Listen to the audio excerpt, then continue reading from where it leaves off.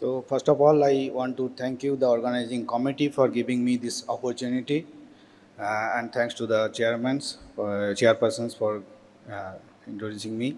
So the debate is regarding mono versus combo therapy in the empirical therapy of severe sepsis, and I will say on favor of the monotherapy. So sepsis, as you all know, this is a medical emergency which is time dependent. Earlier you start the antibiotic, the mortality will be less. The more delay, there will be more increase in mortality, around 6% per hour. And sepsis is always unacceptably high mortality, even giving the antibiotics. And the empiric regimen should be initiated within the first hour of diagnosis and determined by assessing the patient and epidemiological risk factors, the likely source of infection, and severity of illness. And all physicians, to save their patients, they have to start the empiric therapy because the culture comes late, and you have to start some antibiotic to increase the survival.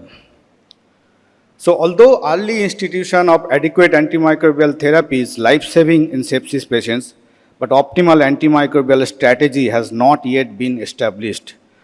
Virtually no prospective randomized control trials investigating empirical antibiotical treatment in septic shock are available, and most data are derived from retrospective or observational studies only. So, question is which antimicrobial and mono versus combo? That is why this is the controversy and this debate.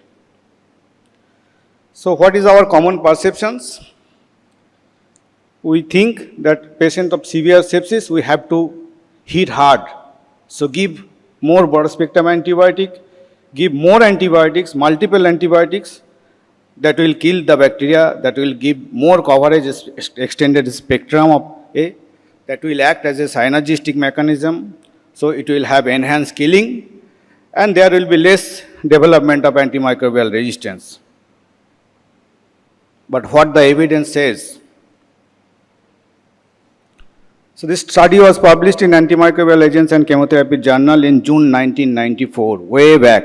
They have tried it was a prospective trial of imipenem monotherapy with imipenem plus netnemycin for treatment of severe infection in non-neutropenic patients. They have given it to pneumonia, they have given it to peritonitis, they have given it to pyelonephritis. And what they found in summary, in the types of infections studied, imipenem monotherapy appeared as effective and was less nephrotoxic than the combination of imipenem plus netnemycin in the treatment of severe infections. Let us see another evidence. This Cochrane Library Review, this is published in 2018.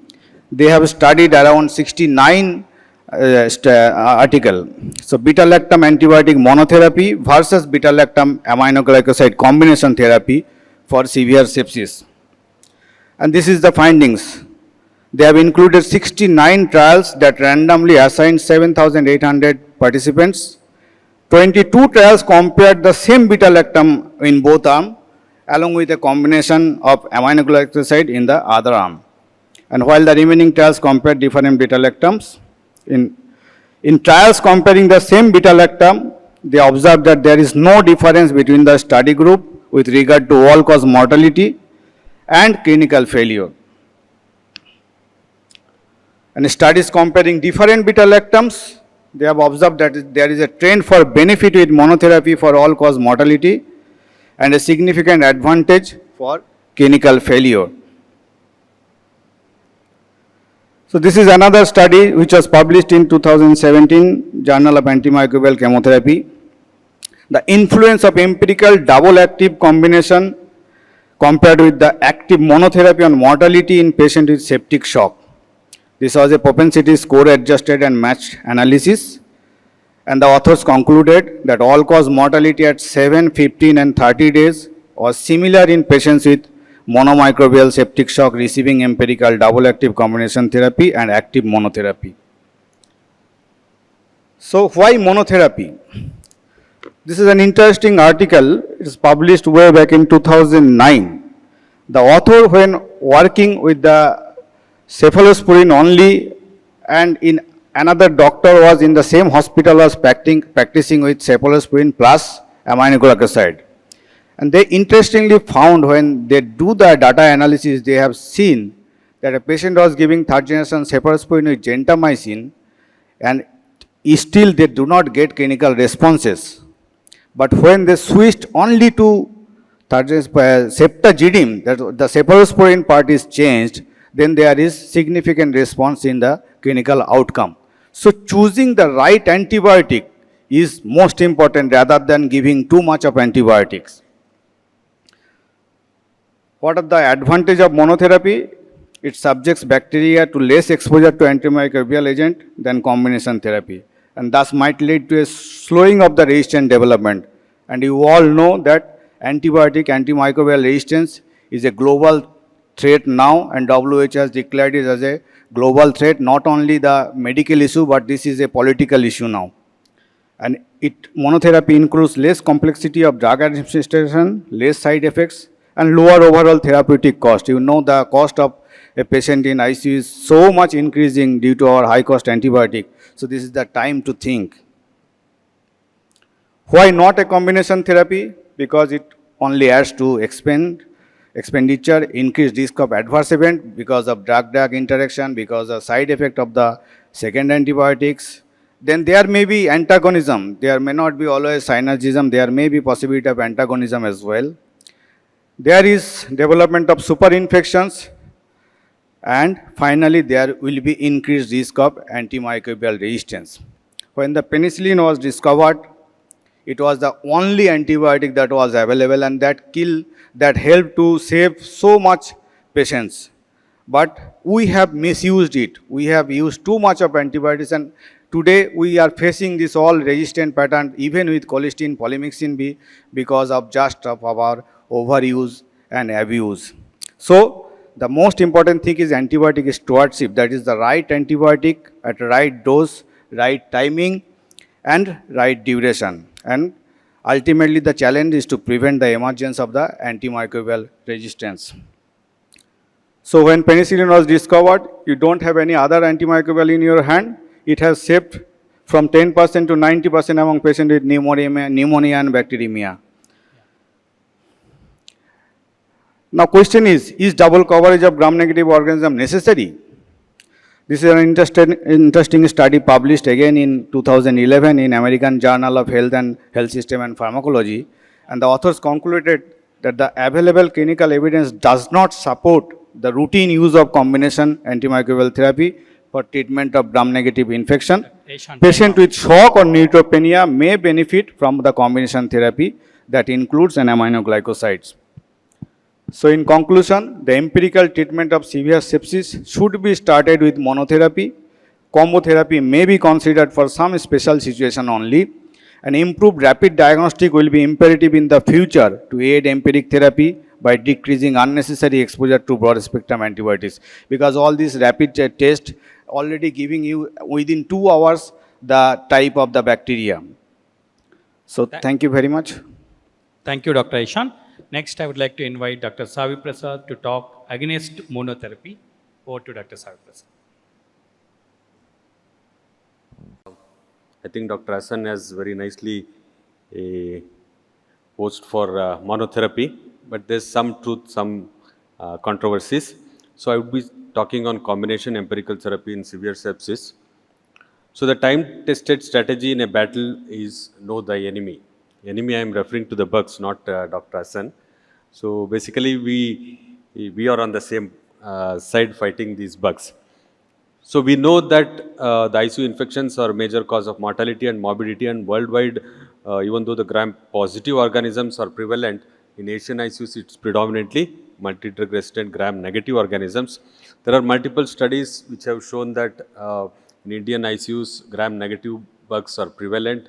Maybe it will account for almost 70 to 80%, and we have our own share of gram-positives also up to 10% in all our ICUs.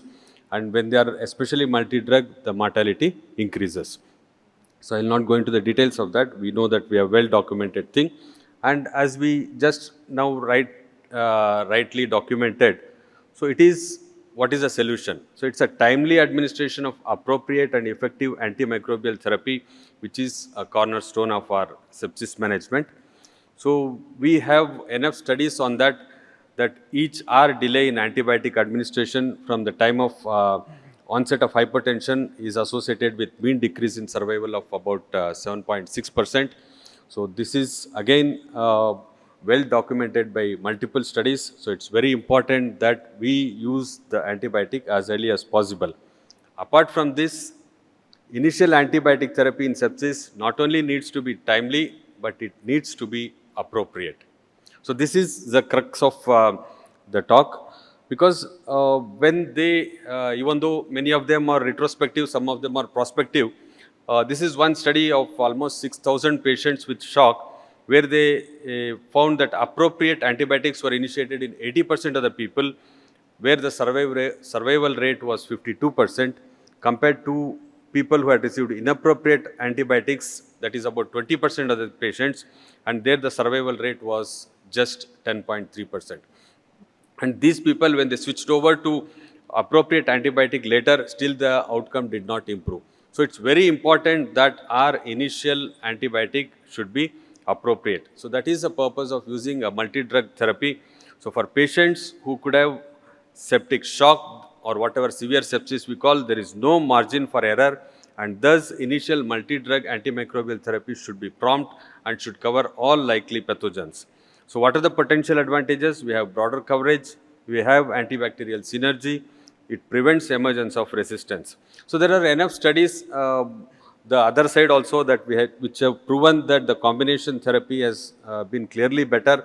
So here with beta-lactam with other antibiotics was associated with decrease in 28-day mortality compared to beta-lactam alone. And again, the ITSA guidelines, they have said to use two anti-pseudomonal antibiotics from different classes, especially in patients who are in hospital for more than 5 years, who have received IV antibiotics in the last 90 days, or if the patient is in shock. And this is especially true also in units where more than 10% of our gram-negative isolates are resistant to an agent which is being considered for monotherapy. And we don't have an agent which will have 100% sensitivity for any of the bugs which we are trying to treat. So ultimately, the choice of your second agent should be guided by your local antibiogram and by your epidemiological data. So what we are dealing with today is about carba-resistant gram-negative bacteria, so where our classical treatment approaches are generally unsatisfactory. And many a times we land up using colistin in combination. That's been very fair, especially when you are using treating these crab infections or CRE infections with high risk mortality. So what is the benefit? The potential utility of this combination therapy has been improved effectiveness due to synergism and also prevention of resistance development, contrary to what believe otherwise.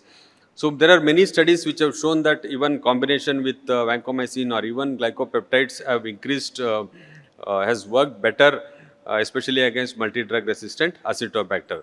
So even combination of colistin with non-traditional antibiotics or even with tetracycline or BL-BLA combinations have improved outcome against MDR strains of Acetobacter or Pseudomonas. So there are enough studies to support this, and we have studies to combine these drugs together to improve the outcome. And definitely we also have enough evidence to say that when we are using colistin alone to treat Acetobacter, so there is emergence of resistance as early as 6 hours to 12 hours. So it may, in a short term, there may not be any difference in the outcome. Definitely it hastens the development of resistant strains. So even now the recent ICMR guidelines, so which says it is in especially carba resistant, multi-drug resistant gram-negative bacteria, it's better to use combination therapy. Just to give a couple of examples, when you are treating carbapenem resistant Klebsiella or E. coli, when we don't have carbapenemase testing also, it is advised that especially in case of complicated infections or hemodynamically unstable patients, polymyxins plus another agent to which organism has demonstrated susceptibility like tigecycline, aminoglycoside or IV phosphomycin can be used, or with carbapenem if the MIC is below 16. Especially with the carbapenems, when you have an MIC is borderline, we know that most likely this is OXA 48, and you can get away with high dose of meropenem many a times in treating these Enterobacteriaceae. In case of carbapenem resistant, if you are suspecting Acinetobacter, so there again, if you have sulbactam low susceptibility, still you can, non-susceptibility, still you can use high dose of sulbactam and combine it with either minocycline or colistin in critically ill patients. So pending your culture reports. So here definitely this combination will be superior. So So time carbapenem up will go resistant for- Pseudomonas aeruginosa also again the ICMR guidelines also support use of combination therapy, polymyxin plus any other agent where the organism has demonstrated susceptible MIC. So like this, we have enough evidence to suggest that whether you are using empirically, especially in a patient who is in septic shock and patient who has received antibiotics recently and who is critically ill, these are the subset who would definitely benefit from combination therapy, and we should not waste our crucial time in using a monotherapy and changing your antibiotic later. And at present, in a critically ill patient, I would say it would be worthwhile using combination therapy. You know, you have recent novel BL-BLI combinations, but I would say definitely none of them would really cover for all the possible genes or organisms. So you need to have a combination therapy initially to give We will, the outcome. yeah, thank you. Thank you. Dr. Ahsan for rebuttal. So 1 minute. thank you, Dr. Sayi, for excellent presentation. I am not against the combo therapy, but it is for specific situation that I wants to tell. Not all severe sepsis are nosocomial sepsis. Not all severe sepsis are Acinetobacter or CRE related sepsis. Not all sepsis are even bacterial sepsis. It may be fungal also, as Todi sir have rightly mentioned. So, for empirical therapy, for the time being, we should start with monotherapy, and we should take the help of the rapid diagnostic test to identify the antibiotic, the bugs as soon as possible, and accordingly we should escalate or de-escalate the antibiotics. Thank you. Dr. Prasad. I agree with Dr. Ahsan about the use in a specific group of patients combination therapy, but these are the people who should not be deprived of the combination therapy, because here the time is very crucial, and whatever the cost benefit, I mean extra cost we see in combination therapy, probably it will be compensated looking at the short ICU stay or reduced hospital stay, and at the same time whatever the side effects we have seen in combination with maybe aminoglycosides or other drugs. So this is especially in patients when these studies were done in a general ICU patients who are not very critically ill. So if you take a subset of patients who are very critically ill in shock, so these patients would definitely have shown a benefit of combination therapy over monotherapy. So these are the people who need to be really targeted with multiple antibiotics. Thank you. Thank you, both the speakers, for that excellent pro-con debate. It is mainly whether it is monotherapy or combination therapy, it is definitely the appropriate drug-bug combination for the better clinical cure. We'll move on to the next stage.